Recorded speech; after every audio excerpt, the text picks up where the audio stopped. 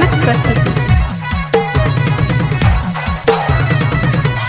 बाबा यो भांगा जा पी पी को देह बर्बाद करे छी। बाबा यो भांगा जा पी पी को देह बर्बाद करे छी।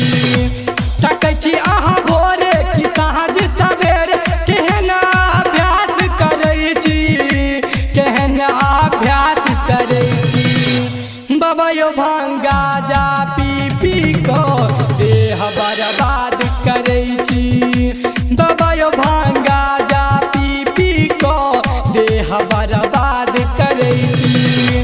तकै छी अहाँ भोरे कि साँझ सवेर केहन अभ्यास करे छी, केहन अभ्यास करे छी।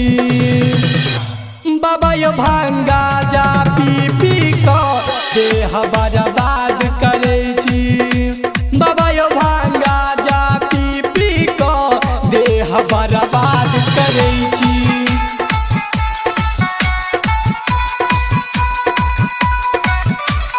डीजे आलोक गरबा आलोक गरबा आलोक गरबा आलोक गरबा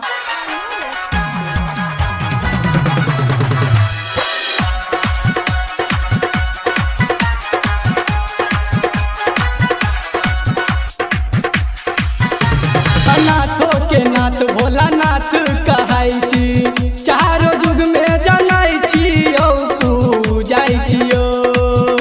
हाँ भावेन में बापूरी जिलेबी पीबै छी रोजे रोजे गाजा यौ भोला गाजा यौ। गाजा के मारी दम जब भेटन जिलम तखन उदास रहै छी, तखन उदास रहै छी। बाबा यो भांगा जा पी पी को देह बर्बाद करे छी। बाबा यो भांगा जा पी पी को देह बर्बाद करे छी।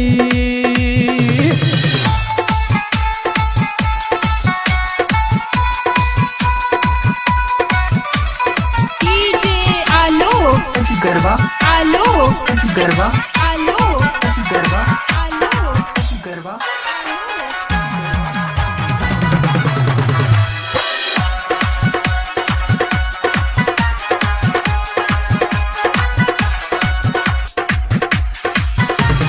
भूतनाथ कपिलेश्वर तकलौं बाबा विदेश्वर यौ विदेश्वर यौ।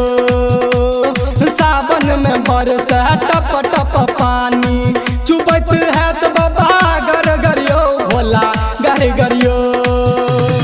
आंधी आ पानी हे यौ अधरदानी कोना बर्दाश्त करै छी, कोना बर्दाश्त करै छी।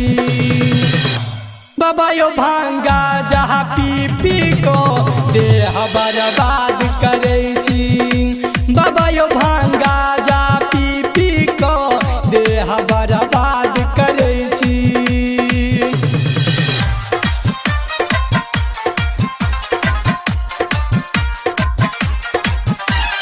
डीजे आलोक गरबा आलोक गरबा आलोक गरबा आलोक गरबा